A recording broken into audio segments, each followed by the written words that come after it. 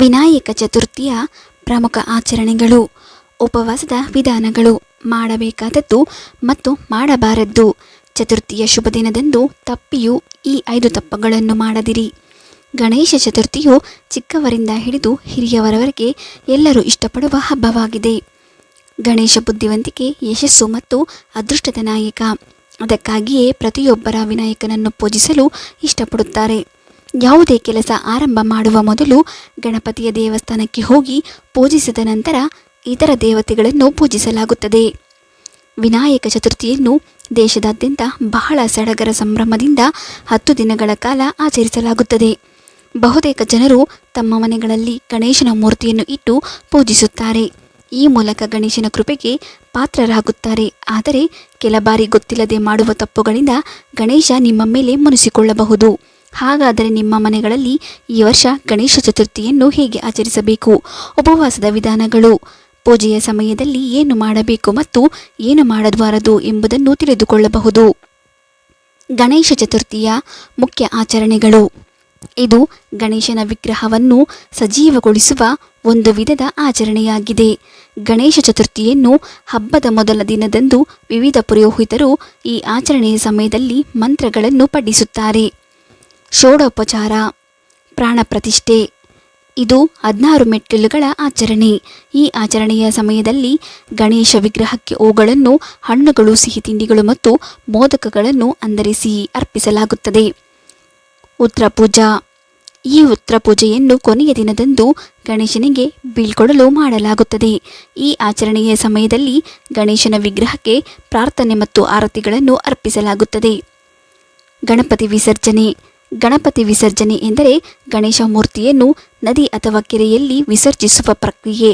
ಕೈಲಾಸ ಪರ್ವತದ ಮೇಲೆ ಗಣೇಶನು ತನ್ನ ವಾಸಸ್ಥಾನಕ್ಕೆ ಹಿಂತಿರುಗುವುದನ್ನು ಸೂಚಿಸಲು ಇದನ್ನು ಮಾಡಲಾಗುತ್ತದೆ. ಗಣೇಶ ಚತುರ್ಥಿ ಆಚರಣೆಗಳನ್ನು ಮಾಡುವಾಗ ಮಾಡಬೇಕಾದ ಕೆಲಸಗಳು. ಗಣೇಶ ಚತುರ್ಥಿಯಂದು ರಸ್ತೆಗಳಲ್ಲಿ ಎಲ್ಲಿ ನೋಡಿದರೂ ಗಣೇಶನ ಬೃಹತ್ ಮೂರ್ತಿಯನ್ನು ಹಲವು ಬಣ್ಣಗಳಲ್ಲಿ ತಯಾರಿಸಿ ಪೂಜಿಸಲಾಗುತ್ತದೆ. ಈ ಶುಭ ದಿನದಂದು ಗಣೇಶ ಚತುರ್ಥಿಯನ್ನು ಪ್ರಕೃತಿಗೆ ಹಾನಿಯಾದ ರೀತಿಯಲ್ಲಿ ಆಚರಿಸುವುದು ಸಹ ಮುಖ್ಯವಾಗಿದೆ. ಗಣಪತಿ ಮೂರ್ತಿಯನ್ನು ನೀರಿನಲ್ಲಿ ವಿಸರ್ಜಿಸುವಾಗ ಪರಿಸರ ಮಾಲಿನ್ಯವನ್ನು ತಪ್ಪಿಸಲು ಜೇಡಿ ಮಣ್ಣು ಮತ್ತು ನೈಸರ್ಗಿಕ ವಸ್ತುಗಳಿಂದ ತಯಾರಿಸಿದ ಗಣೇಶನನ್ನು ಮಾತ್ರ ಪೂಜಿಸುವುದು ಉತ್ತಮ. ಗಣೇಶ ವಿಗ್ರಹವನ್ನು ಇಡುವ ಮೊದಲು ವೇದಿಕೆಯನ್ನು ಚೆನ್ನಾಗಿ ಸ್ವಚ್ಛಗೊಳಿಸಿ ಮತ್ತು ಅದನ್ನು ಅಂದವಾಗಿ ಕಾಣುವಂತೆ ಅಲಂಕರಿಸಿ. ಸಕಾರಾತ್ಮಕ ಚಿಂತನೆಗಳೊಂದಿಗೆ ಹಬ್ಬ ಆಚರಿಸುವುದು ಮುಖ್ಯ. ಗಣೇಶನಿಗೆ ಹೂಗಳು, ಧೂಪ, ಹಣ್ಣುಗಳು, ದೀಪಗಳು ಮತ್ತು ಸಿಹಿ ತಿಂಡಿಗಳನ್ನು ಅರ್ಪಿಸಿ ಮತ್ತು ಗಣಪತಿಗೆ ಪೂರ್ಣ ಹೃದಯದಿಂದ ಪ್ರಾರ್ಥನೆ ಮಾಡಿ. ಹಾಗೆಯೇ ಗಣೇಶನಿಗೆ ಇಷ್ಟವಾದ ಮೋದಕಗಳನ್ನು ಮಾಡಿ ಪೂಜಿಸಿ. ಗಣೇಶ ಚತುರ್ಥಿ ಆಚರಿಸುವಾಗ ಮಾಡಬಾರದ ತಪ್ಪುಗಳು. ಪರಿಸರಕ್ಕೆ ಹಾನಿಕಾರಕವಾದ ಪ್ಲಾಸ್ಟರ್ ಆಫ್ ಪ್ಯಾರಿಸ್ ಅಥವಾ ಜೈವಿಕ ವಿಘಟನೀಯವಲ್ಲದ ವಸ್ತುಗಳಿಂದ ಮಾಡಿದ ವಿಗ್ರಹಗಳನ್ನು ಸಮುದ್ರಕ್ಕೆ ಎಸೆಯಬೇಡಿ. ಗಣೇಶ ಮೂರ್ತಿಗಳನ್ನು ಅಲಂಕರಿಸಲು ಪರಿಸರ ಸ್ನೇಹಿ ಬಣ್ಣಗಳನ್ನು ಮಾತ್ರ ಬಳಸಿ. ನೈಸರ್ಗಿಕ ಪರಿಸರಕ್ಕೆ ಹೊಂದಿಕೆಯಾಗುವ ಬಣ್ಣಗಳನ್ನು ಮಾತ್ರ ಆರಿಸಿ. ಹಬ್ಬದ ಸಮಯದಲ್ಲಿ ಹೆಚ್ಚು ನೀರು, ವಿದ್ಯುತ್ ಮತ್ತು ಆಹಾರವನ್ನು ವ್ಯರ್ಥ ಮಾಡಬೇಡಿ. ಹಬ್ಬದ ಸಂದರ್ಭದಲ್ಲಿ ಜಗಳ, ಮದ್ಯಪಾನ, ಮಾಂಸಾಹಾರ ಇತ್ಯಾದಿಗಳಿಗೆ ಅವಕಾಶ ನೀಡಬಾರದು. ಗಣೇಶ ಚತುರ್ಥಿ ಉಪವಾಸದ ವಿಧಾನಗಳು. ನೀರಿಲ್ಲದೆ ಉಪವಾಸ. ಇದು ಕಠಿಣ ಉಪವಾಸ ವಿಧಾನವಾಗಿದೆ. ಈ ಉಪವಾಸವನ್ನು ಆಚರಿಸಲು ಬಯಸುವವರು ಇಡೀ ದಿನ ನೀರು ಮತ್ತು ಆಹಾರ ಎರಡನ್ನೂ ತ್ಯಜಿಸಬೇಕು. ಹಣ್ಣಿನ ಉಪವಾಸ. ಈ ರೀತಿಯ ಉಪವಾಸದಲ್ಲಿ ನೀವು ಹಣ್ಣುಗಳು, ಬೀಜಗಳು, ಹಾಲು ಮತ್ತು ಮೊಸರು ಮುಂತಾದ ಆಹಾರಗಳನ್ನು ತೆಗೆದುಕೊಳ್ಳಬಹುದು. ಸಾತ್ವಿಕ ಉಪವಾಸ. ಸುಲಭವಾಗಿ ಜೀರ್ಣವಾಗುವ ಆಹಾರಗಳಾದ ಹಣ್ಣುಗಳು, ತರಕಾರಿಗಳನ್ನು ಸೇವಿಸಿ.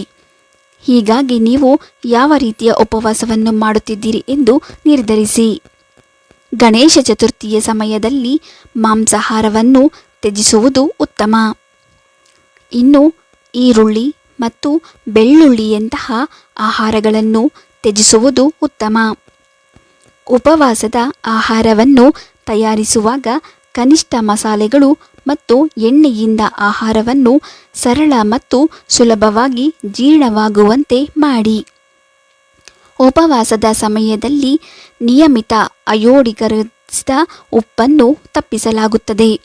ಬದಲಿಗೆ ಕಲ್ಲು ಉಪ್ಪನ್ನು ಬಳಸಬಹುದು.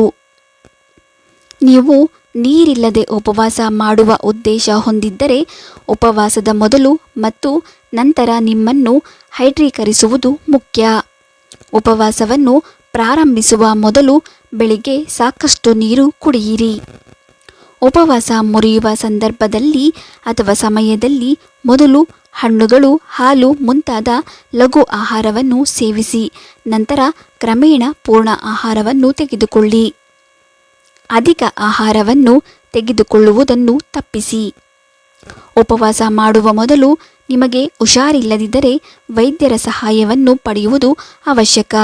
ವೈದ್ಯರ ಶಿಫಾರಸ್ಸಿನ ಮೇರೆಗೆ ಉಪವಾಸವನ್ನು ಸಮಾಲೋಚಿಸಬಹುದು. ಈ ಬಾರಿಯ ಗಣೇಶ ಚತುರ್ಥಿಯಂದು ನಿಮ್ಮ ಮನೆಯಲ್ಲಿ ಗಣೇಶನನ್ನು ಪ್ರತಿಷ್ಠಾಪಿಸಿದರೆ ನೀವು ಕೆಲವು ವಿಷಯಗಳನ್ನು ನೋಡಿಕೊಳ್ಳಲೇಬೇಕು. ಗಣೇಶ ಚತುರ್ಥಿಯಂದು ಯಾವ 5 ಕೆಲಸಗಳನ್ನು ಮಾಡಬಾರದು ಗೊತ್ತಾ? ಗಣೇಶ ಚತುರ್ಥಿ ಹಬ್ಬವನ್ನು ಮುಂದಿನ 10 ದಿನಗಳ ಕಾಲ ಆಚರಿಸಲಾಗುವುದು. ಈ ಸಮಯದಲ್ಲಿ ಜನರು ಗಣಪತಿಯನ್ನು ತಮ್ಮ ಮನೆಗಳಲ್ಲಿ ಕೂರಿಸುತ್ತಾರೆ. ಈ ಸಮಯದಲ್ಲಿ ಗಣೇಶನನ್ನು ವಿಧಿವಿಧಾನಗಳ ಮೂಲಕ ಪೂಜಿಸುವುದರಿಂದ ವ್ಯಕ್ತಿಯ ಎಲ್ಲ ಇಷ್ಟಾರ್ಥಗಳು ಈಡೇರುತ್ತವೆ. ಹಿಂದೂ ಧರ್ಮದಲ್ಲಿ ಯಾವುದೇ ಶುಭ ಕಾರ್ಯವನ್ನು ಮಾಡುವ ಮೊದಲು ಗಣೇಶನನ್ನು ಪೂಜಿಸಲಾಗುತ್ತದೆ. ಹೀಗೆ ಮಾಡುವುದರಿಂದ ಆ ಕಾರ್ಯದಲ್ಲಿ ಯಶಸ್ಸು ಪ್ರಾಪ್ತವಾಗುತ್ತದೆ ಎನ್ನುವ ನಂಬಿಕೆ ಇದೆ. ಈ ಬಾರಿಯ ಗಣೇಶ ಚತುರ್ಥಿಯಂದು ನಿಮ್ಮ ಮನೆಯಲ್ಲಿ ಗಣೇಶನನ್ನು ಪ್ರತಿಷ್ಠಾಪಿಸಿದರೆ ನೀವು ಕೆಲವು ವಿಷಯಗಳನ್ನು ನೋಡಿಕೊಳ್ಳಬೇಕು. ಗಣೇಶ ಚತುರ್ಥಿಯಂದು ಯಾವ 5 ಕೆಲಸಗಳನ್ನು ಮಾಡಬಾರದು ಗೊತ್ತಾ? ಬೆಳ್ಳುಳ್ಳಿ, ಈರುಳ್ಳಿ ಬಳಸಬೇಡಿ. ಬೆಳ್ಳುಳ್ಳಿ ಮತ್ತು ಈರುಳ್ಳಿ ಎರಡನ್ನೂ ಅಡುಗೆ ಮಾಡಲು ಪ್ರತಿಯೊಂದು ಮನೆಯಲ್ಲಿ ಬಳಸಲಾಗುವ ವಸ್ತುಗಳು. ನಿಮ್ಮ ಮನೆಯಲ್ಲಿ ಗಣೇಶನನ್ನು ಸ್ಥಾಪಿಸಿದರೆ ಗಣೇಶನಿಗೆ ಭೋಗವನ್ನು ಮಾಡುವಾಗ ಈರುಳ್ಳಿ ಮತ್ತು ಬೆಳ್ಳುಳ್ಳಿ ಬಳಸದಂತೆ ನೀವು ವಿಶೇಷ ಕಾಳಜಿ ವಹಿಸಬೇಕು. ಗಣೇಶನಿಗೆ ತುಳಸಿಯನ್ನು ಅರ್ಪಿಸಬೇಡಿ. ಗಣೇಶನ ಪೂಜೆಯಲ್ಲಿ ತುಳಸಿಯನ್ನು ಬಳಸುವುದು ನಿಷೇಧಿಸಲಾಗಿದೆ. ಗಣೇಶ ಪೂಜೆಯಲ್ಲಿ ತುಳಸಿಯನ್ನು ಬಳಸುವುದರಿಂದ ಶುಭ ಫಲ ನೀಡುವುದಿಲ್ಲ. ವಾಸ್ತವವಾಗಿ ತುಳಸಿ ಗಣೇಶನಿಗೆ ಮದುವೆಯ ಪ್ರಸ್ತಾವವನ್ನು ಮಾಡಿದ್ದಳು. ಇದನ್ನು ಗಣೇಶನು ಸ್ವೀಕರಿಸದ ಕಾರಣ ಮತ್ತು ತುಳಸಿ ಗಣೇಶನನ್ನು ಶಪಿಸುತ್ತಾಳೆ. ಇದರಿಂದ ಕುಪಿತನಾದ ಗಣೇಶನು ರಾಕ್ಷಸನನ್ನು ಮದುವೆಯಾಗುವಂತೆ ಶಾಪ ನೀಡಿದನು. ಗಣೇಶನ ಹೊಸ ವಿಗ್ರಹವನ್ನು ಸ್ಥಾಪಿಸಿ. ಈ ವರ್ಷ ನಿಮ್ಮ ಮನೆಯಲ್ಲಿ ಗಣೇಶನನ್ನು ಪ್ರತಿಷ್ಠಾಪಿಸಲು ನೀವು ಬಯಸಿದರೆ ಆಗ ನಿಮ್ಮ ಹೊಸ ವಿಗ್ರಹಗಳನ್ನು ಖರೀದಿಸಿ ಮತ್ತು ಅದನ್ನು ಮನೆಗೆ ತನ್ನಿ.